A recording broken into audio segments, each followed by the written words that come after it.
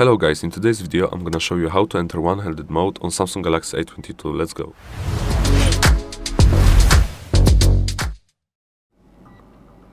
Okay, so what we need to do is we go to settings, then we scroll down, then we look for advanced features, which is right here. Then we click on one-handed mode, we turn it on, and let's click button because I prefer it, or you can click gestures.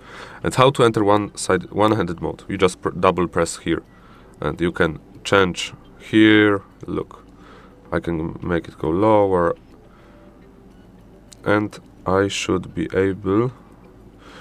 Also, you have this arrow here, but I don't know why it's not here.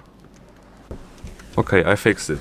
If you want to change the size here, as you can see, to go like this to bigger screen or smaller screen, all you need to do is, as you can see, you see this line here, you need to click here over your screen but next to line, just a little bit here, so I don't touch the screen, but oh, you can see here.